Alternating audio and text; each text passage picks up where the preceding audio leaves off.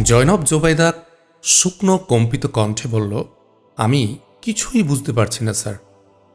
আহমাদ মুসা কোনো কথা না বলে ঠোঁটে আঙ্গুল ঠেকিয়ে চুপ থাকার ইশারা করে ঘুরে দাঁড়িয়ে চলল ড্রয়িং রুমের দরজার দিকে। ড্রয়িং রুমের দরজায় গিয়ে কয়েক মুহূর্ত দাঁড়ালো। তারপর হ্যান্ড মেশিন গানের ট্রিগারে আঙ্গুল রেখে বাম হাতে দরজার নব ঘুরিয়ে আস্তে স্বাভাবিকভাবে খুলতে লাগল। প্রথমেই তার নজরে পড়ল দরজার সোজা চেয়ারটা, যেখানে একজন পুলিশকে বসতে বলেছিল সেটা খালি। খুশি হল সে। ডান হাতের হ্যান্ড মেশিন গানটা একটু আড়াল করে বাম হাত দিয়ে দরজাটা পরিপূর্ণ খুলে দেয়ালের সাথে সেঁটে দিল।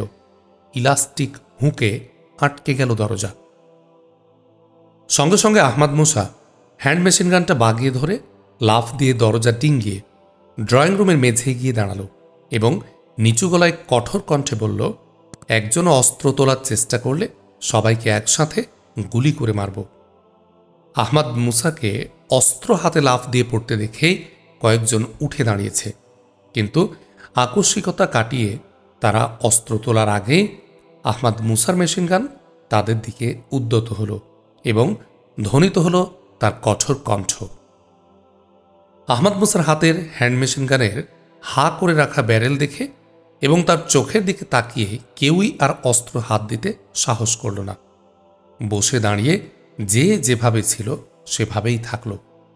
সেই ব্যাটনধারী পুলিশ অফিসার লোকটি উঠে দাঁড়ায়। তার হাতেও ছিল রিভলভার। সে বলল, পুলিশের বিরুদ্ধে তুমি বন্দুক উঁচিয়েছ, এর পরিণতি জানো? আমাদের দুজন পুলিশ কোথায়? কি করছো তাদের? আহমাদ মুসা হাসল, বলল, আমার পরিণতির কথা পরে, কারণ আমার হাতে এখন বন্দুক। তোমার পরিণতির কথাটাই ভাবো। আহমাদ মুসা যখন কথা বলছিল তখন একে সুযোগ হিসেবে নিয়ে পুলিশ অফিসারটি তার রিভলভার তুলেছিল তার লক্ষ্যে, কিন্তু আহমাদ মুসা মুখে কথা বললেও হ্যান্ড মেশিন গানে আটকানো তার তর্জনী একটু অসতর্ক হয়নি। পুলিশ অফিসার বেশি লোকটি রিভলভার থেকে গুলি বেরোবার আগেই আহমাদ মুসার হ্যান্ড মেশিন গানের কয়েকটি গুলি ছুটে গেল তার দিকে। একটি গুলি বিদ্ধ করল তার রিভলভার ধরা হাতকে, আরও দুটি গুলি তার বাহু ও উরুতে গিয়ে বিদ্ধ হল। সে আর্তনাদ করে বসে পড়ল। হ্যান্ড মেশিন গানের ব্যারেল সবার দিকে ঘুরিয়ে নিয়ে বলল আহমাদ মুসা, ওর বুকে গুলি করিনি প্রথম কেস বলে, কিন্তু এরপর কেউ অস্ত্রে হাত দিলে এবার গুলি যাবে সরাসরি বুকে। সবাই অস্ত্র মেঝের মাঝখানে ফেলে দাও। সঙ্গে সঙ্গে সবার অস্ত্র মেঝের মাঝখানে এসে জমা হল। সোজা হয়ে বসল ডাক্তার অ্যাঞ্জেলো।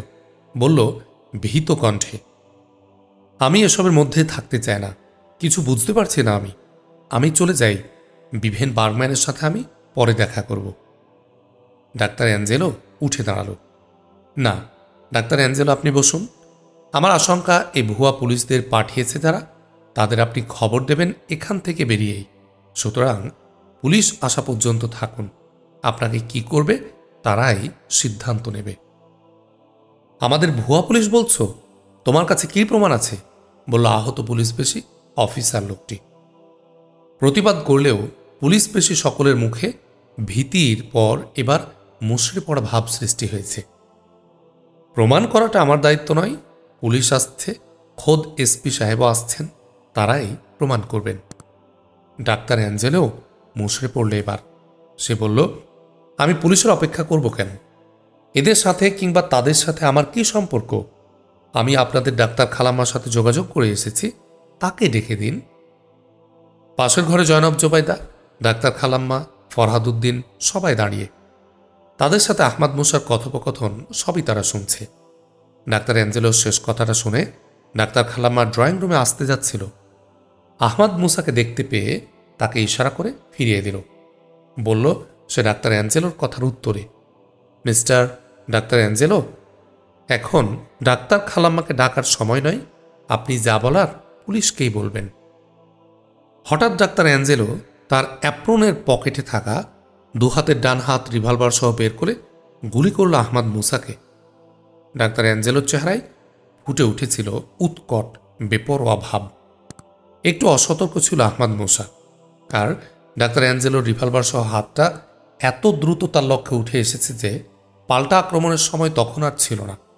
আত্মরক্ষার জন্য দ্রুত বসে পড়েছিল আহমদ মুসা। ডাক্তার অ্যাঞ্জেলোর গুলিটা তার গলদেশের বাম গোড়ায় কাঁধের পেশি উঠিয়ে নিয়ে চলে গেল। বসতে সে তিল পরিমাণ দেরি করলে গুলিটা তার হৃৎপিণ্ড ভেদ করে চলে যেত। আহমদ মুসা বসে পড়ার জন্য যে সময় পেল সে সময়ের মধ্যে তার হ্যান্ড মেশিন গানের লক্ষ্য ঠিক করে নিয়ে ট্রিগার টিপে আবার তার হ্যান্ড মেশিন গানের হাত পাজুসহ কয়েক জায়গায় গুলি খেয়ে ঢলে পড়ে ডাক্তার অ্যাঞ্জেলো সোফার উপর। ডাক্তার অ্যাঞ্জেলোকে গুলি করেই আহমদ মুসা তার হ্যান্ড মেশিন গানের ব্যারেল অন্যদের উপর একবার ঘুরিয়ে নেয়। বলে, দেখো ডাক্তার অ্যাঞ্জেলোর ডাক্তার পরিচয়কে বড় করে দেখেছিল, তাই তিনি আমাকে ফাঁকি দিতে পেরেছেন, কিন্তু তোমাদের ব্যাপারে আমার কোনো বিভ্রান্তি নেই। অতএব যে যেমন আছো ঠিক সেভাবেই থাকো। আহমদ মুসাকে গুলি লাগতে দেখে আর্তনাদ করে উঠে জয়নব জোবাইদা, ফরহাদ ফরিদউদ্দিন দুজনেই। বিভেন বার্গম্যান তো আগের আহত জায়গার পাশে আবার গুলি খেয়েছে। ডাক্তার খালাম্মা কয়েক মুহূর্ত থেমে আবার আর্তকণ্ঠে বলে উঠল, ডাক্তার অ্যাঞ্জেলো বার্গম্যানকে গুলি করে আহত করল, আবার বার্গম্যান ব্রাশ ফায়ার করল ডাক্তার অ্যাঞ্জেলোকে। উনি হয়তো মরেই গেলেন। এসব কি হচ্ছে? এ সময় কলিং বেল বেজে ওঠে। আহমদ মুসা পুলিশদের উপর থেকে চোখ না সরিয়েই বলে উঠল, ফরহাদ তুমি এসো। ফরহাদ তাকালো জয়নব জোবাইদার দিকে। দেরি করো না, উনি আহত, মৃত্যুর মুখে দাঁড়িয়ে আছেন উনি। যা বলছেন করো, উদ্বেগ আবেগ জড়িত কণ্ঠে বলল জয়নব জোবাইদা। অসুস্থ ফরহাদ উদ্দিন সব ভুলে দৌড়ে পৌঁছল ড্রয়িং রুমে। ফরহাদ, ডোর ভিউ দিয়ে দেখো বাইরে পুলিশ কিনা, পুলিশ হলে দরজা খুলে দাও বলে আহমদ মুসা একটা চাবি তার হাতে দিল। ইতোমধ্যে কলিং বেল আবারও বেজে ওঠে। ফরহাদ দ্রুত এগিয়ে ডোর ভিউতে একবার চোখ রেখে দ্রুত দরজা খুলে দেয়। ঘরের বড় পুলিশ অফিসার তার পাশের পুলিশ অফিসারকে বলল, ইন্সপেক্টর থাচিন, অস্ত্রগুলো নিয়ে নাও আর ওদের গ্রেফতার করতে বলো। বলে বড় পুলিশ অফিসারটি তাকালো আহমদ মুসার দিকে, বলল, আমি সিটি এসপি উদয় থানি। আপনি তো মিস্টার বিভেন বার্গম্যান স্যার, আপনি গুলিবিদ্ধ হয়েছেন দেখছি, তবু আপনি এদের আটকে রেখেছেন, ধন্যবাদ আপনাকে। ধন্যবাদ মিস্টার উদয় থানি। আমাকে গুলিবিদ্ধ করেছেন ডাক্তার অ্যাঞ্জেলো, এর আগে আমাকে গুলিবিদ্ধ করেছেন পুলিশ অফিসার বেশি ওই আহত ভদ্রলোক। দুজনকে নিরস্ত্র করার জন্যে আমাকে গুলি করতে হয়েছে। আমার হাতের হ্যান্ড মেশিন গানটিও ওদের, বলে আহমদ মুসা হ্যান্ড মেশিন গানটি উদয় থানিকে দিয়ে দিল। পাত্তানি সিটি এসপি উদয় থানি হ্যান্ড মেশিন গানটি আহমদ মুসার হাতে ফিরিয়ে দিয়ে বলল, এটা রাখুন স্যার, আপনার কাজে লাগবে। একটু থেমেই আবার বলল, ইতোমধ্যে সহকারী গোয়েন্দা প্রধান পুরসদ প্রজাদীপক স্যারের সাথে আমার কথা হয়েছে। আপনি অসম্ভব বড় একটা কাজ করছেন স্যার। কথিত ব্ল্যাক ইগল এর কাউকে এখনো জীবন্ত পাওয়া যায়নি। এবার একসঙ্গে 10 জনকে অস্ত্রসহ অ্যাকশনকালে হাতে নাতে ধরা পাওয়া গেছে।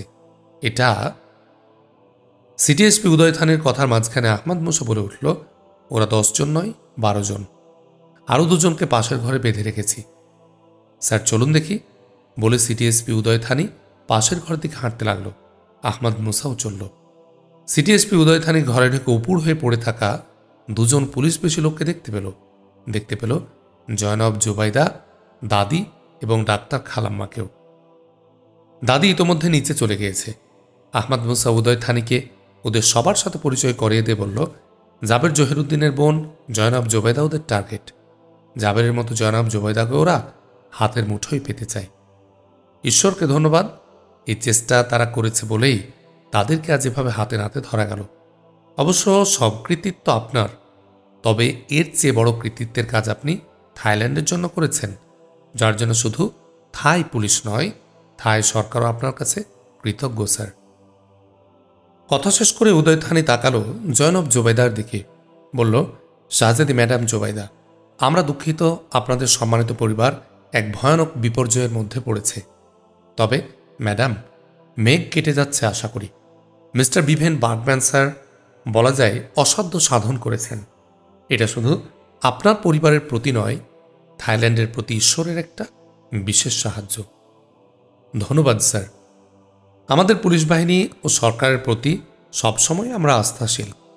আমাদের সংকট মোচনে তারা সফল হবেন। আমার অনুরোধ, ভাইয়াকে তাড়াতাড়ি উদ্ধার করুন আর ফরহাদ উদ্দিন মতো যারা পালিয়ে বেড়াচ্ছেন দয়া করে তাদের আপনারা অভয় দিন, বলল জয়নব জোবাইদা। শাহজাদি ম্যাডাম, এ নিয়ে ঊর্ধ্বতন পর্যায়ে আলোচনা হয়েছে। আজকের পর তাদের আর হয়রানি করা হবে না, সিটিএসপি উদয় থানি বলল। ধন্যবাদ স্যার। ওয়েলকাম ম্যাডাম, বলে উদয় থানি তাকালো ডাক্তার খালাম্মার দিকে। ডাক্তার ফাতেমা জহুরা ম্যাডাম, আপনি এখানে? আবার ডাক্তার অ্যাঞ্জেলো ভুয়া পুলিশের সাথে দেখছি, কি ব্যাপার? ডাক্তার খালাম্মা সংক্ষেপে ডাক্তার অ্যাঞ্জেলোর এখানে আসার ব্যাকগ্রাউন্ডটা বর্ণনা করে বলল, আমি কিছুই বুঝতে পারছি না। তিনি ভুয়া পুলিশের সাথে আসবেন, তিনি কি বার্গম্যানকে গুলি করবেন, এসব কি করে হয়? ডাক্তার খালাম্মা, উনি ভুয়া পুলিশের সাথে আসেননি, তিনিই ভুয়া পুলিশকে নিয়ে এসেছেন আমাকে, ফরহাদকে এবং ম্যাডাম জয়নবকে ধরে নিয়ে যাওয়ার জন্য, আহমাদ মুসা বলল। ডাক্তার ফাতেমা জহুরা ম্যাডাম, এ দুনিয়ায় কিছুই অসম্ভব নয়। এই গ্রুপের লোককে প্রথম আমরা হাতে পেয়েছি, বহু কিছু এখন বেরিয়ে আসবে। একটু থামল সিটিএসপি উদয় থানি। কিছুক্ষণ পর আবার বলে উঠল জয়নব জোবাইদাকে লক্ষ্য করে, শাহজাদি ম্যাডাম, ফরহাদ সাহেবকে আমাদের সাথে পাঠিয়ে দিন, সে একটা এফআইআর লিখে দিয়ে আসবে। ওকে স্যার, যে যাচ্ছে আপনাদের সাথে, বলে জয়নব জোবাইদা তাকালো ফরহাদ উদ্দিনের দিকে। ঠিক আছে, আমি যাচ্ছি, বলল ফরহাদ উদ্দিন। অসুস্থ তুমি, পারবে তো যেতে? আহমাদ মুসা বলল দরদ ভরা কণ্ঠে। ফরহাদ উদ্দিন চোখ তুলে তাকালো আহমাদ মুসার দিকে, তার দু চোখ অশ্রুতে ভরে গেছে। বলল, স্যার আপনি গুলিবিদ্ধ, রক্ত ঝরছে সেখান থেকে প্রবলভাবে, কিন্তু মনে হচ্ছে আপনার কিছুই হয়নি। এই শিক্ষা কেন আমরা নিতে পারবো না স্যার? আবেগরুদ্ধ কণ্ঠ ফরহাদ ফরিদ উদ্দিনের। ফরহাদ ফরিদ উদ্দিনের কথার সাথে সাথে ব্যস্ত হয়ে উঠল সিটিএসপি উদয় থানি। দ্রুত কণ্ঠে বলল, আমরা তো ওদের নিয়ে যাচ্ছি, বিভেন বার্গম্যান স্যারকে এক্ষুনি হাসপাতাল বা কোনো ক্লিনিকে নেওয়া দরকার, অপারেশন দরকার হতে পারে, রক্ত অবিলম্বে বন্ধ হওয়া দরকার। কথা শেষ করে সিটিএসপি উদয় থানি সবাইকে ধন্যবাদ, আমরা চলি বলে ঘুরে দাঁড়ালো। ঘর থেকে বেরিয়ে যাবার জন্য পা বাড়িয়েও থমকে দাঁড়ালো সে। আবার ঘুরে দাঁড়ালো, বলল, 3 জন পুলিশের একটা টিম বাড়ির সামনে পাহারায় থাকবে, একটি ভ্রাম্যমান পুলিশ বক্স তারা আসছে, সেখানেই থাকবে, এটা উপরের হুকুম, আপনাদের কোনো অসুবিধা হবে না। বলেই ঘুরে দাঁড়িয়ে আবার হাঁটতে লাগলো সে। ওদের সাথে আহমাদ মুসাও ড্রয়িং রুমে গেল। সবাই বেরিয়ে যেতে জয়নব জোবাইদা তাকালো ডাক্তার খালাম্মার দিকে। এ দৃষ্টির অর্থ বুঝল ডাক্তার খালেম্মা জহুরা। বলল, বেটি, ওকে হাসপাতালে নেওয়ার দরকার নেই। ডাক্তার অ্যাঞ্জেলোর এই ঘটনা দেখার পর আমি হাসপাতালকে বিশ্বাস করতে পারছি না। অপারেশন লাগলে এখানেই সেটা হবে। ওকে ভালো করে ওকে দেখুন খালাম্মা, উনি মানুষ নয়, আল্লাহর ফেরেশতা। অন্যের কথাই শুধু ভাবেন, নিজের দিকে তাকান না। আপনি তো দেখলেন যে গুলিটা তার কাঁধে লেগেছে, তড়িৎ বসে না পড়লে সে গুলিটা তার বক্ষ ভেদ করতে পারত। তাহলে কি হতো ভাবতেও ভয় লাগে। কিন্তু দেখুন, তার মধ্যে সামান্য অনুভূতি উদ্বেগও নেই। আবেগরুদ্ধ কণ্ঠে তার আপনাতেই থেমে গেল, চোখ দুটিও তার অশ্রু সজল হয়ে উঠেছে। ঠিক বলেছ বেটি, তবে তিনি ফেরেশতা নন, ফেরেশতার চেয়েও বড়। ফেরেশতা যে মানুষকে সিজদা করেছে, তিনি সে ধরনের মানুষ। আমি ভাগ্যবান যে তাকে চিকিৎসা করার সুযোগ পেয়েছি। কিন্তু তার পরিচয় কি বেটি? তার সাথে বিভেন বার্গম্যান নামটা মানায় না, বলল ডাক্তার খালাম্মা। আহমাদ মুসার ড্রয়িং রুমে থেকে ঘরে প্রবেশ করল। আপনাকে বলবো খালাম্মা, পরে, দ্রুত কণ্ঠে বলল জয়নব জোবাইদা। দাদি এগুলো আহমাদ মুসার দিকে, রাজ্যের মমতা নিয়ে তাকালো তার দিকে, বলল, ভাই, আমাদের জন্য তোমার যুদ্ধ তো এখনকার মতো শেষ, এবার নিজের দিকে নজর দাও। আমার এই ডাক্তার বেটির হাতে নিজেকে ছেড়ে দাও ভাই। ডাক্তার ফাতেমা জোহরার দিকে ইঙ্গিত করল দাদি। হ্যাঁ বেটা, টেবিল তো রেডি আছে, অন্য সব কিছু প্রস্তুত আছে, চলো টেবিলের দিকে। দাদির কথা শেষ হতেই বলল ডাক্তার ফাতেমা জোহরা, হাসপাতালে নিতে চাননি এজন্যে ধন্যবাদ ডাক্তার খালাম্মা, আমি রেডি, চলুন, হাসি মুখে বলল আহমাদ মুসা। বেটা, তুমি কি পাথরের? বুলেট বিদ্ধ হয়েও স্বাভাবিক থাকতে পারো, হাসতে পারো? আহমাদ মুসার ডান হাত ধরে টেবিলের দিকে টেনে নিতে নিতে বলল ডাক্তার ফাতেমা জোহরা। টেবিলে পৌঁছে গিয়েছিল আহমাদ মুসা। ডাইনিং টেবিলে একটা তোশক, তার উপর রেক্সিন আর চাদর বিছানোই ছিল। একজন পরিচারিকা বিছানা ঝেড়ে মুছে দিচ্ছিল। তার কাজ হয়ে গেল। বিছানায় শোবার সময় বলল, পরিচয় যেটুকু বাকি আছে সেটুকুও হয়ে যাবে ডাক্তার খালাম্মা। ডাক্তার ফাতেমা জোহরা তার ব্যাগ খুলে স্টেরিলাইজড অপারেশন কিটস নিয়ে আহমাদ মুসার মাথার কাছে গেল। কিটসটা খুলে বিছানা রেখে গ্লাভস পরতে পরতে বলল, ডাক্তার ফাতেমা জোহরা, কারো একজনের সাহায্য প্রয়োজন। জয়নাব জোবাইদা বলল, আমি আপনার পাশে আছি ডাক্তার, বলে ডাক্তার ফাতেমা জোহরার পাশে এসে দাঁড়ালো। পরিচারিকারা দুজন ড্রয়িং রুম পরিষ্কার করছিল, সেখানে আবার ফিরে গেল তারা। অপারেশন শুরু করে দিল ডাক্তার ফাতেমা জোহরা। মাগরিব নামাজ শেষ করে বেডের পাশে সোফায় বসেছে আহমাদ মুসা। একজন পরিচারিকা চা দিয়ে গেল। পিরিচ সমেত চায়ের কাপ তোলার জন্যে বাম হাত এগিয়ে নিতে গিয়ে পারল না আহমাদ মুসা। বেদনার চেয়ে ঘাড়ের ব্যান্ডেজটি অসুবিধা করছে বেশি। ব্যান্ডেজ বাঁধার সময় ডাক্তার খালামা তাকে বলেছে, হাতকে যাতে কাজে লাগাতে না পারো এমন করেই ব্যান্ডেজ বাঁধব। হাত না নড়লে কাঁধ রেস্টে থাকবে। দুদিন এমন রেস্টে থাকলে দুদিন পরেই তুমি এ হাত দিয়ে কাজ করতে পারবে। ডান হাত দিয়ে চায়ের কাপ তুলে নিয়ে চায়ের চুমুক দিতে লাগলো আহমাদ মুসা।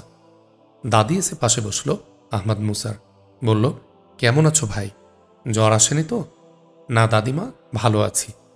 কেমন করে যে ভালো থাকো ভাই, তোমাকে দেখেই আমার জ্বর এসেছে। একটা ওষুধ বলি দাদিমা। জ্বরের? বলো।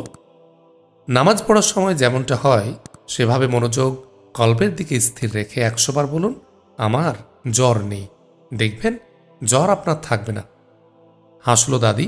বলো, তুমি দেখছি পীর ফকিরের পথ ধরলে। তোমার এ কথার বৈজ্ঞানিক কোনো ভিত্তি? ভিত্তি দুটি দাদিমা। একটি হলো একটা অনুভূতি থেকে আপনার জ্বর এসেছে। বিপরীত এক অনুভূতি দিয়ে আগের অনুভূতি মুছে ফেললেই জ্বর সেরে যাবে। দ্বিতীয়, রোগ নিরাময়ের ইতিবাচক মানসিক শক্তির ভূমিকা খুব বড়। আমি সুস্থ আছি, এই ইতিবাচক চিন্তা বাড়িয়ে নিতে পারলে তা রোগ নিরাময়ে সহায়ক হয়। আহমাদ মুসার টেলিফোন বেজে উঠল। আহমাদ মুসা মোবাইল মুখের কাছে তুলে নিল। হ্যালো বলতে ওপার থেকে গোয়েন্দা বিভাগের সহকারী প্রধান উরশদ প্রজাদীপকের কণ্ঠ শুনতে পেল। মোবাইলের ভয়েস স্পিকার অন করল সে। Good evening sir. Good evening বিভেন বার্টম্যান, তোমাকে অভিনন্দন। কেন স্যার? তোমার ওখান থেকে যাকে, মানে জনাব জোবাইদার ওখান থেকে যে 12 জনকে গ্রেফতার করা হয়েছে তারা সবাই ব্ল্যাক ইগলের বলে প্রাথমিক জিজ্ঞাসাবাদে প্রমাণিত হয়েছে। এদের মধ্যে একজন বিদেশি, যার নাম বেঞ্জামিন বেকার। সে ইসরায়েলের কোনো এক স্থানের বাসিন্দা। আলহামদুলিল্লাহ, এই সুখবরের জন্য ধন্যবাদ স্যার। আরও সুখবর আছে। বিদেশি বেঞ্জামিন বেকারকে ওখানে প্রয়োজনীয় জিজ্ঞাসাবাদের পর কালকেই ব্যাংককে আনা হচ্ছে। তাছাড়া সুলতানগড়ের শাহবাড়িতে সেদিন 2 ঘটনা বিদেশি যে লাশ পাওয়া গেছে এবং ব্যাংককে প্রথম কিডন্যাপিংয়ের ঘটনায় যারা মরেছিল তাদের মধ্যেকার বিদেশিদের লাশ সংরক্ষিত আছে। এসব লাশ ব্যাংককে এনে পরীক্ষা নিরীক্ষা করা হবে এবং বেঞ্জামিন বেকারকেও এসব লাশ দেখানো হবে। ওদের জিজ্ঞাসাবাদ এবং এসব পরীক্ষা থেকে তোমার তৃতীয় পক্ষ তত্ত্বের বড় প্রমাণ পাওয়া যাবে। ধন্যবাদ স্যার, আপনার শুভেচ্ছা এটা সম্ভব হয়েছে। স্যার, আমি শুধু দেখতে চাই জাবের জহিরুদ্দিন নির্দোষ, পাত্তানি মুসলমানরা নির্দোষ, এবং এটা প্রমাণ হোক যে তৃতীয় একটি পক্ষ মুসলমানদের উপর সন্ত্রাসের অভিযোগ চাপানোর পুরাতন প্রচেষ্টা নতুন করে শুরু করেছে। আমাকে ধন্যবাদ দিচ্ছ কেন বিভেন? আমরাই তো তোমাকে ধন্যবাদ দেব।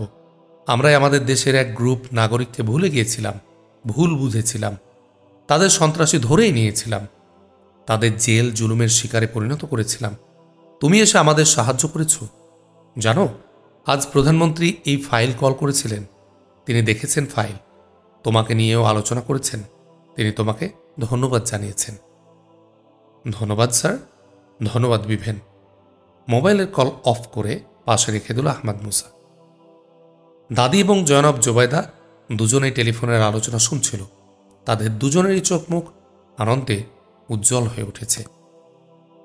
আহমাদ মুসা এরপর কিছু বলার আগেই বাহির থেকে ব্রাশ ফায়ারের শব্দ ভেসে এলো। শব্দ শুনেই উঠে দাঁড়ালো সে। দাদি, আমার মনে হচ্ছে পুলিশ বক্স আক্রান্ত। এটা প্রতিশোধ আক্রমণ অথবা আমাদের ধরার লক্ষ্যে দ্বিতীয় আক্রমণ হতে পারে। কথা শেষ করে আহমদ মুসা বালিশের তলা থেকে হ্যান্ড মেশিন গান তুলে নিয়ে তাতে ম্যাগাজিন লাগাতে লাগাতে বলল, দাদি প্লিজ আপনারা উপরে উঠে যান। ডান হাতে বালিশ সরিয়ে বাম হাত দিয়ে হ্যান্ড মেশিন গান তুলে ধরে তাতে ম্যাগাজিন পরিয়েছিল আহমদ মুসা, যেন বাম হাত খুবই স্বাভাবিক, একটুও আহত নয়। সবই দেখল দাদি ও জয়নব, কিন্তু তাদের মুখে কোনো কথা জোগালো না। বাইরে প্রচণ্ড গোলাগুলি শুনে এবং বন্দুক নিয়ে অসুস্থ আহমদ মুসার বাইরে যাওয়া দেখে তারা পাথর হয়ে যায়। তাই দোতলায় চলে যাবার জন্য আহমদ মুসার যে আদেশ তা তারা ভুলেই গেছে। আহমদ মুসা দৌড়ে গিয়ে বাইরের দরজায় ডোরভিউতে চোখ রাখল। বাইরে তাকিয়ে দেখল বাড়ির বারান্দার নিচে কয়েকজন মানুষ তাদের দরজার দিকে হ্যান্ড মেশিন গান টার্গেট করে দাঁড়িয়ে। কয়েকজন পুলিশ বক্সকে টার্গেট করে গুলি ছুঁড়েছে। একজন পুলিশের লাশ পুলিশ বক্সের সিঁড়ির উপর পড়ে আছে। আহমদ মুসা বুঝল অবশিষ্ট দুজন পুলিশ হঠাৎ আক্রান্ত হয়ে বক্সের ভেতরে ঢুকে দরজা বন্ধ করে দিয়েছে। ওরা পুলিশকে পেছনে রেখে বাড়িতে ঢুকতে চাচ্ছে না, হয়তো দুই কারণে। একটি হলো পেছন থেকে আক্রান্ত হবার ভয়, দ্বিতীয়ত তারা এখানকার খবর দিয়ে পুলিশ ডাকতে পারে। কিন্তু পুলিশ বক্সের নিচের অংশ বুলেট প্রুফ বলে তারা চাচ্ছে উপরের অংশ ভেঙে পুলিশ দুজনকে মারতে। আহমদ মুসা দেখল পুলিশ বক্সের উপর অংশ ঝাঁঝরা হয়ে গেছে। এখন একটি ধাক্কা দিলেই উপরের অংশ ভেঙে পড়তে পারে। পুলিশকে কাবু করার পরই এদিকে আসবে তারা, ভাবল সে। পুলিশকে ওরা কাবু করার আগে তাকে যা করার করতেই হবে। এ সময় তার ঘরের সামনের লোকেরা আক্রমণের জন্য টপ মুডে নেই। এটাই তার জন্য বড় সুযোগ। আহমদ মুসা সোজা হয়ে দাঁড়ালো, হ্যান্ড মেশিন গানের লোড একবার পরীক্ষা করল। তারপর মেশিন গানটি ডান হাত দিয়ে ধরে বাঁ হাতে দরজা আনলক করল। দরজার তালা খোলা হয়ে গেলে আহমদ মুসা ডান হাতে মেশিন গান বাগিয়ে ধরে তর্জনীটা ট্রিগারে রেখে বাম হাত দিয়ে নব ঘুরিয়ে এক ঝটকায় দরজা খুলে ফেলল। ডান হাতের তর্জনী হ্যান্ড মেশিন গানের ট্রিগারে চেপে ব্যারেল ঘুরিয়ে নিয়ে ঘরের সামনে বারান্দায় নিচে দাঁড়ানো 5 জন ব্ল্যাক ইগলের উপর দিয়ে। ঘটনা এত হঠাৎভাবেই ঘটল যে কিছু বুঝে ওঠার আগেই তারা ব্রাশ ফায়ারের শিকার হল। এদিকে ব্রাশ ফায়ারের শব্দ শুনে পুলিশ বস আক্রমণে যে 4 জন নিয়োজিত তারা ঘুরে দাঁড়িয়ে গুলিবর্ষণ শুরু করেছে। আহমদ মুসা দরজা বন্ধ করে ভেতরে চলে আসে। দরজা এসে বিদ্ধ হতে লাগলো ঝাঁকে ঝাঁকে গুলি। ঘরের এদিকে কোনো জানালা নেই। চারদিকে তাকালো আহমদ মুসা। ভেতরের দরজার পেছনে দেখতে পেল ফরহাদ, ফরিদউদ্দিন, জয়নব, জোবায়দা ও দাদিকে। উদ্বেগ আতঙ্কে মুষড়ে পড়েছে তারা সকলেই। ভয় নেই দাদিমা, জয় আমাদের হবে ইনশাল্লাহ। আহমদ মুসা চোখ পড়ল স্টিল বডির টিপয়ের উপর। দেখল টিপয়ের টপটা স্টিল শিটের। আহমদ মুসা টিপয়টি বাঁ হাতে তুলে নিল, দরজার এপাশে শুয়ে পড়ে। টিপয়টিকে মাথার সামনে নিয়ে এক ঝটকায় দরজা খুলে ফেলল এবং টিপয়ের প্রান্ত দিয়ে আগে বাড়ানো হ্যান্ড মেশিন গানের ব্যারেল দিয়ে ছুটল গুলির বৃষ্টি। ওরা এগিয়ে আসছিল এদিকে, ব্রাশ ফায়ার আহত অথবা নিহত তাদের সাথীদের দিকে। আহমদ মুসার গুলির মুখে তারাও গুলিবর্ষণ শুরু করে, কিন্তু ওদের অসুবিধা ছিল ওদের সামনে আড়াল ছিল না। ওরা শুয়ে পড়ে আত্মরক্ষার চেষ্টা করে। সুযোগ পেয়ে পুলিশ দুজনও বেরিয়ে এসেছে বক্স থেকে। তাদের দুজনের রিভলভারের গুলি ছুটল ওদের উদ্দেশ্যে। আহমদ মুসার গুলি ওদের মাথার উপর দিয়ে চলে গেলেও দুজন পুলিশের টার্গেটেড গুলি ব্যর্থ হল না। আহমদ মুসা বেরিয়ে এলো ঘর থেকে। ছুটে এলো পুলিশ দুজন, বলল, স্যার আপনি আমাদের বাঁচিয়েছেন। আমাদের একজনকে ওরা মেরেই ফেলেছে, আর একটু হলে আমাদেরও মেরে ফেলত। আহমদ মুসা ওদের হাতে সাধারণ রিভলভার দেখে বলল, তোমাদের হাতে সাধারণ রিভলভার কেন? তোমরা তো বাইরের অপারেশন বা দায়িত্ব পালন গেলে আধুনিক স্টেন গান ব্যবহার করো। একটা ভুল হয়েছে স্যার, অ্যামুনিশন সহ স্টেন গানের একটা ফোল্ডার আগে গাড়িতে উঠেছিল, এটা আমাদের বলা হয়নি। কিন্তু পুলিশ বক্সে আসার পর গাড়িতে আমরা বাক্সটি পাইনি। কোনো ভুলের ফলেই এটা হয়েছে। বিষয়টি আমরা তক্ষণই এসপি সাহেবকে না ডেকে ডিএসপিকে জানাই। এর ফলেই আমরা রিভলভার দিয়ে সন্ত্রাসীদের মেশিন রিভলভারের মোকাবিলাই করতে পারিনি। ভ্রু কুঞ্চিত হল আহমদ মুসার। পুলিশের একজন আবার বলে উঠল, স্যার এসপি সাহেব ডিএসপি মাহিদুলকে পাঠাচ্ছেন একদল পুলিশ সহ। আমরা টেলিফোন করেছি। আহমদ মুসা কথা বলতে যাচ্ছিল, তার আগেই পেছন থেকে কথা বলে উঠল ফরহাদ উদ্দিন, স্যার দাদিমা ডাকছেন, আপনার আহত স্থান থেকে রক্ত বেরোচ্ছে, জামা ভিজে গেছে, আপনি আসুন। আহমদ মুসা পেছনে তাকিয়ে বলল, আসছি। তারপর সামনে তাকিয়ে পুলিশ দুজনকে বলল, আমি ভেতর থেকে আসি, এর মধ্যে ডিএসপি সাহেব এসে পড়লে আমাকে ডেকো। আহমদ মুসা দরজা লক করে ভেতরে চলে গেল। ড্রয়িং রুমের পরের রুমে দাদি জনাব জুবাইদা পরিচারিকা অপেক্ষা করে। আহমদ মুসার রক্ত ভেসে জামার দিকে তাকিয়ে দাদি বলল, তুমি আমাদের জন্য আর কত কষ্ট করবে? যে হাত দিয়ে তুমি চায়ের কাপ তুলতে পারো না, সে হাত দিয়ে লড়াই করো। জনাব জুবাইদার চোখে অশ্রু ভরা। বলল, আপনি বসুন স্যার, ডাক্তার খালাম্মা আসছেন। না ম্যাডাম জুবাইদা, আমি বসতে পারবো না। ডিএসপি সাহেব আসছেন, এ সময় আমার ওখানে থাকা দরকার, বলল আহমদ মুসা। কিন্তু স্যার, আপনি ভালো না থাকলে তো আমরাও ভালো থাকবো না। কান্নারুদ্ধ কণ্ঠ জনাব জুবাইদার। ভালো রাখার মালিক আল্লাহ বোন। মনে করুন আমাদের উহুদ যুদ্ধের কঠিন সময়ের কথা। রাসূল সাল্লাল্লাহু আলাইহি ওয়াসাল্লামের দাঁত ভেঙে গেছে, কপালে গভীর হয়ে বসে গেছে একটা লৌহ খণ্ড, রক্তাক্ত মহানবী। তবু তিনি উঠে দাঁড়িয়েছেন এবং পলায়নপর শত্রু একত্রিত হয়ে আবার যাতে আক্রমণ করতে না পারে সেজন্য রক্তাক্ত আহত অবসন্ন সাথীদের নিয়ে শত্রুদের তাড়া করছেন। আমরা তো তারই অনুসারী। জনাব জুবাইদার দু গণ্ডমে নামছে অশ্রুর দুটি মোটা ধারা। দৃঢ় সংঘবদ্ধ দুটি ঠোঁট তার কাঁপছে, একটা উচ্ছ্বাস রোধ করছে সে। আহমদ মুসা ঘুরে দাঁড়ালো বাইরে যাবার জন্যে।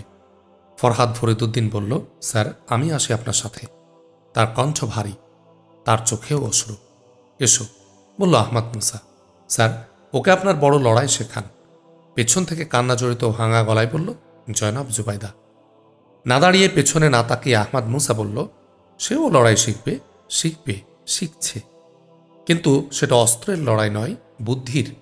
বুদ্ধির লড়াই অস্ত্রকেও অচল করে দিতে পারে।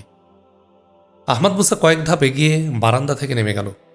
পুলিশ অফিসার এসেছে। অফিসারটি তার সামনে এসে বলল, স্যার আপনি নিশ্চয়ই বিভেন বার্গম্যান। আহমদ মুসার সাথে কথা বলার সময় পুলিশ অফিসারটির চেহারায় অসন্তুষ্টির ছায়া দেখে বিস্মিত হল সে। জি হ্যাঁ, বলল আহমদ মুসা। আরেকটি পুলিশ বক্স আমরা নিয়ে এসেছি, এবার 6 জন পুলিশ পাহারায় থাকবে। ধন্যবাদ মিস্টার মহিদল। পুলিশ অফিসারটির চোখ পড়েছিল আহমদ মুসার হ্যান্ড মেশিন গানের দিকে। বলল, স্যার মেশিন গানটি কি সন্ত্রাসীদের? না। তাহলে এটা আপনার লাইসেন্সকৃত? না, এটা ছিল আগের সন্ত্রাসীদের। এসপি উদয় থানি এটা আমার কাছে রেখেছেন, প্রয়োজন হতে পারে বলে। আহমদ মুসা লক্ষ্য করল পুলিশ অফিসারটির এই জিজ্ঞাসাবাদে সদিচ্ছার কোনো সুর নেই। একটু থেমেই আবার বলল, মিস্টার মহিদল, অস্ত্রটা কি আপনি নিয়ে যেতে চান? না স্যার, আমি তা পারি না। এসব অস্ত্র তো পাবলিকের কাছে থাকে না, তাই কৌতূহল বশতই প্রশ্ন করেছিলাম। দ্রুত নিজেকে সহজ করে নিয়ে মহিদল বলল। কথা শেষ করেই আবার সে বলে উঠল, চলি স্যার, আমার এদিকের কাজ শেষ। বলে ঘুরে দাঁড়িয়ে সে চলতে শুরু করল। আহমদ মুসা বিস্মিত হল, লোকটি তাকে একটা ধন্যবাদ পর্যন্তও দিল না। মনে তার নানা চিন্তা ঘুরপাক খেতে লাগলো। সে ড্রয়িং রুম লক করে ধীরে ধীরে চলে এলো ভেতরে। এরপর বসল সোফায়। এর কিছুক্ষণ পরেই ডাক্তার খালাম্মাকে নিয়ে জনাব জুবাইদা, দাদি এবং ফরহাদ এলো। ওয়েলকাম ডাক্তার খালাম্মা, আসুন, আমি বসে আছি, যা করার করুন প্লিজ, বলল আহমদ মুসা হেসেই। কিন্তু হাসিটা হাসির মতো ছিল না। ধন্যবাদ বেটা, আমি বুঝতে পারছি তুমি খুব টায়ার্ড, তোমার শরীরের উপর খুবই অবিচার হচ্ছে বটে। ডাক্তার খালাম্মা বলছিল আর আহমদ মুসার গায়ের রক্তমাখা জামা কাটছিল। ব্যান্ডেজ কেটে আহত স্থানের অবস্থা দেখে বলল, ইস, কি হয়েছে আহত জায়গাটার হাল? সেলাইগুলো সব কেটে গেছে, আবার সেলাই করতে হবে, তোমার কিন্তু খুব কষ্ট হবে। আহমদ মুসা তখন অন্য এক ভাবনার জগতে নিমজ্জিত। ডাক্তার খালাম্মার কোনো কথাই তার কানে যায়নি। কিছুক্ষণ পর আহমদ মুসার মোবাইল ফোন বেজে উঠল। কল অন করে মোবাইল স্ক্রিনে এসপি উদয় থানির নম্বর দেখে ভীষণ খুশি হল।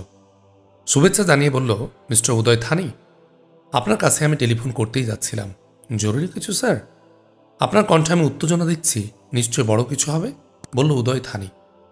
মিস্টার উদয় থানি, আমি মনে করছি ব্ল্যাক ইগল তার লোকদের আজ রাতে ছাড়িয়ে নেবার চেষ্টা করবে। তার মানে ওরা আমাদের পুলিশ হেডকোয়ার্টারে আক্রমণ করবে? ব্ল্যাক ইগলের চরিত্র আমি জানি। এই প্রথম ওদের কিছু লোক ধরা পড়েছে। তাদের উদ্ধার করতে দরকার হলে গোটা পুলিশ হেডকোয়ার্টার ওরা ধ্বংস করতে পারে।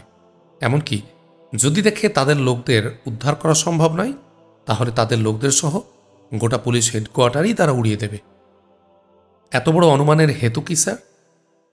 আমাদের এখানে ওদের সর্বাত্মক আক্রমণ ছিল সুপরিকল্পিত, অথচ নিজেদের রক্ষার জন্য পুলিশের কাছে স্বীকারোক্তির আগে ওদের উদ্ধারটাই বেশি প্রয়োজন। সুতরাং আমি মনে করছি আমাদের এখানে ওদের সর্বাত্মক আক্রমণই ওখানে আক্রমণ হওয়ার প্রমাণ। আপনাদের অনুমান যুক্তিসঙ্গত স্যার, আমি গ্রহণ করছি। আপনাকে অসংখ্য ধন্যবাদ। আমরা কৃতজ্ঞ স্যার। আপনার ওখানে সন্ত্রাসীদের হামলা থেকে 2 জন পুলিশ রক্ষা পেয়েছে। ওদের হামলা ব্যর্থ হয়েছে আপনার জন্যেই।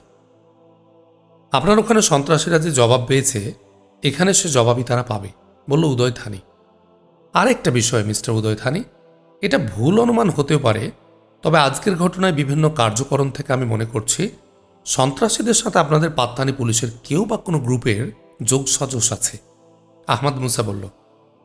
সঙ্গে সঙ্গে জবাব এলো না ওপার থেকে। একটুক্ষণ পরে এসপি উদয় থানির বিস্মিত কণ্ঠ ভেসে এলো, মিস্টার বিভেন বার্গম্যান, আপনি কথা বলছেন? বলছি এ কারণে যে যোগসাজশ আসে বলেই আমি পুলিশ হেডকোয়ার্টার সন্ত্রাসীদের হামলা আরও বেশি আশঙ্কা করছি মিস্টার উদয়। আমাদের এখানকার ঘটনায় এই যোগসাজশের কিছু আলামত পাওয়া গেছে বলে আমি মনে করি। আহমদ মুসা বলল। আপনাদের কথা স্যার আমি অবিশ্বাস করি না, কিন্তু আলামতগুলো জানতে চাই, বলল পাত্তানি শহরের এসপি উদয়। আজ এখানে সন্ত্রাসীদের আক্রমণের মুখে একজন পুলিশ হত্যা এবং পুলিশের বিপর্যয়ের বড় কারণ হল এখানে ডিউটিরত 3 জন পুলিশের হাতে তাদের নির্ধারিত সাবমেশিন গান ছিল না। হ্যান্ডমেশিন গানের আক্রমণের মুখে তাদের রিভলভার কোনো কাজই করেনি। দ্বিতীয়ত, আহমদ মুসাকে বাধা দিয়ে উদয় থানি বলল, সরি স্যার, অবাক করার মতো কথা বলছেন আপনি। বিষয়টাকে পুলিশ আপনাকে বলেছে? কি বলেছে? তাদের বলা হয় 3টি স্টেন গান এবং অ্যামুনিশন একটা ফোল্ডারে বা বাক্সে আগেই গাড়িতে উঠানো হয়েছে, কিন্তু আমাদের এখানে এসে পুলিশ ফোল্ডার পেয়েছে, অথচ তার মধ্যে কিছুই ছিল না। তারা বিষয়টা আপনাকে না পেয়ে ডিএসপিকে জানায়। স্ট্রেঞ্জ, এমনটা কিভাবে ঘটতে পারে? ডিএসপি সাহেব আমাকে কিছু বলেননি, কোনো তড়িৎ ব্যবস্থাও নেননি, এটাও আমার বিশ্বাস করতে পারছি না। স্যার, এ ব্যাপারে আপনি বোধহয় আরও কিছু বলতে চান, দয়া করে বলুন। কিছু মনে করবেন না মিস্টার উদয়, আমি এখন যা বলবো সেটা আমার একটা ইমপ্রেশন। আমার মনে হয়েছে ডিএসপি মিস্টার মহিদল সন্ত্রাসীদের ব্যর্থতায় খুশি হননি এবং সন্ত্রাসীদের হত্যায় আমার ভূমিকা ভালো চোখেও দেখেননি। তিনি সামান্য একটি ধন্যবাদও আমাকে দেননি, বরং হ্যান্ড মেশিন গানটা আমার হাতে কেন, এর লাইসেন্স আছে কিনা, এসব নিয়ে প্রশ্ন তুলেছেন।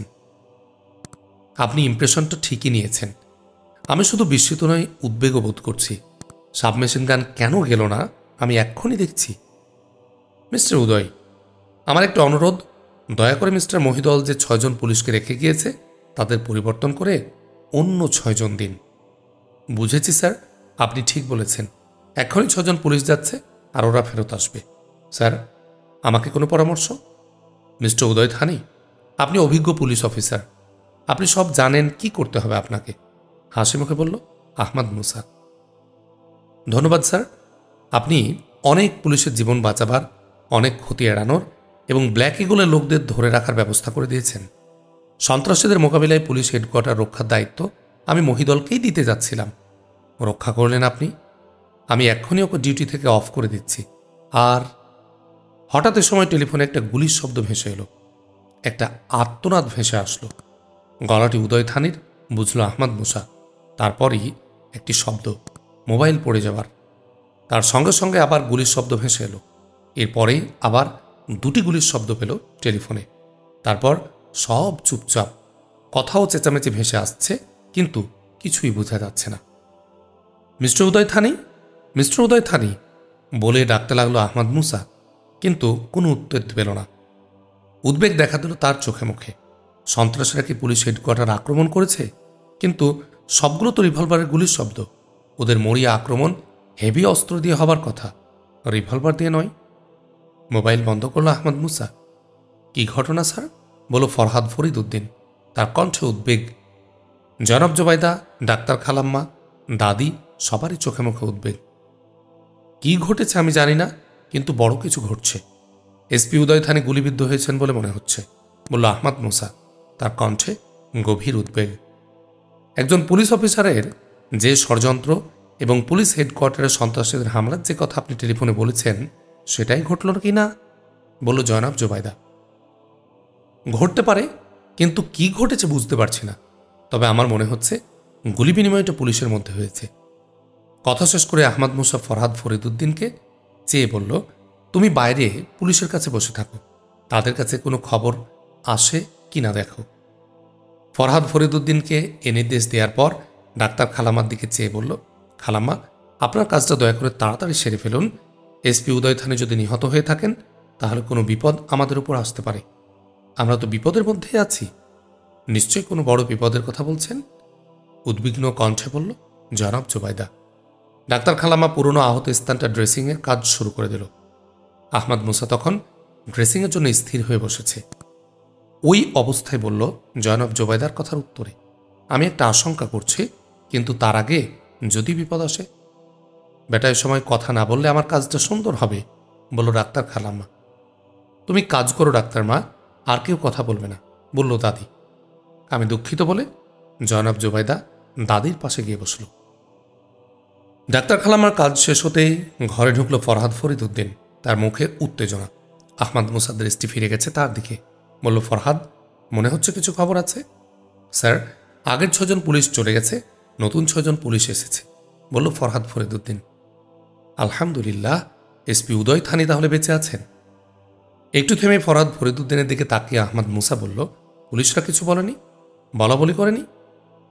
নতুনরা নেমে আগের পুলিশের বলেছে অফিসে একটু গোলমাল আছে, তোমরা তাড়াতাড়ি যাও। আমি তাদের জিজ্ঞাসা করেছিলাম কি গোলমাল, প্রশ্নের উত্তরে তারা এড়িয়ে গেছে, ফরহাদ ফরিদুদ্দিন বলল। আহমদ মুসা জনাব জুবাইদাকে উদ্দেশ্য করে বলল, আমি যে বিপদের কথা বলেছিলাম সে বিপদ কেটে গেছে। যে 6 জন পুলিশ এতক্ষণ পর্যন্ত এখানে ছিল তাদের প্রতি আমার আস্থা ছিল না, তাই এদের তুলে নিয়ে নতুন পুলিশ দিতে বলেছিলাম উদয় থানিকে, তিনি সেটা করেছেন। কেন তুমি সন্দেহ করেছিলে এই পুলিশের 6 জনকে, বলল দাদিমা। আহমদ মুসা পাত্তানি শহরের ডিএসপি মহিদলের সাথে সন্ত্রাসীদের সম্পর্কের বিষয় সামনে এনে বলল, আগের 6 জনকে মহিদল নিয়ে এসেছে, সুতরাং তাদেরকে আমি বিশ্বস্ত মনে করিনি দাদিমা। কথা শেষ করে আহমদ মুসা বলল, আমি মিস্টার উদয় থানিকে আরেকবার দেখি, ওখানে কি ঘটল জানতে পারলাম না। আহমদ মুসা আবার টেলিফোন করল এসপি উদয় থানিকে। মোবাইলে রিং হলো, কিন্তু কেউ সাড়া দিল না।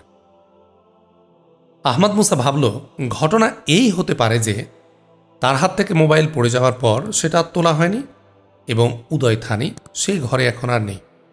আহমদ মুসা স্বগত কণ্ঠে বলল, আল্লাহ ভরসা। বলেই তাকালো ফরিদুদ্দিনের দিকে, বলল, পুলিশ থাকলে আমাদের সতর্ক থাকা দরকার। পুলিশ হেডকোয়ার্টার ওদের সম্ভাব্য আক্রমণ সফল হলে ওরা এখানে হামলা চালাবে। এখন রাত 8টা, রাত 12টা পর্যন্ত তুমি পাহারা দেবে, রাত 12টায় আমাকে জাগিয়ে দেবে, পরের দায়িত্ব আমার। অবশ্যই পারবো স্যার, বলল ফরিদুদ্দিন। কিন্তু উনি গুলি চালাতে জানেন না, পাহারা দেবেন কিভাবে? টিপ্পনি কাটা সুরে বলল জনাব জুবাইদা। বলল ফরহাদ উদ্দিন। আহমদ মুসা উঠতে যাচ্ছিল। ডাক্তার খালাম্মা বলল, উঠো না বিভেন, তোমার পরিচয় আমার কাছে কিছুটা পরিষ্কার হয়েছে। তুমি ওর মধ্যে একবার আলহামদুলিল্লাহ আর একবার আল্লাহ ভরসা বলেছ, তার মানে তুমি খ্রিস্টান নও। তাহলে তোমার নাম বিভেন বার্গম্যান কেন? বলতে হবে কে তুমি, তোমার এই ছদ্মবেশ কেন? ডাক্তার খালাম্মা নাছোড়বান্দা। আহমদ মুসা উঠে দাঁড়ালো, বলল, খালাম্মা, আমার যে পরিচয় পেয়েছেন সেটা সত্য। আমার বাকি পরিচয় আপনি ম্যাডাম জয়নব জুবাইদার কাছ থেকে জানতে পারবেন। আমার ছদ্মবেশ বিপক্ষকে বিভ্রান্ত এবং কাজের সুবিধার জন্যই। গম্ভীর কণ্ঠ আহমদ মুসার। প্রশান্ত মুখের দিকে একবার তাকিয়ে ডাক্তার খালাম্মা বলল, ঠিক আছে বেটা। পরে আহমদ মুসাকে উদ্দেশ্য করে বলল, বোনকে ম্যাডাম বলা কি ভালো দেখায়? আপনিও আমাকে স্যার বলেন, বলল আহমদ মুসা। জয়নব জুবাইদার মুখ উজ্জ্বল হয়ে উঠল, বলল, আর বলবো না ভাই সাহেব। জয়নব জুবাইদা পা বাড়ালো ডাইনিং রুমের দিকে যাবার জন্যে। আহমদ মুসারা এগোলো জায়নামাজের দিকে।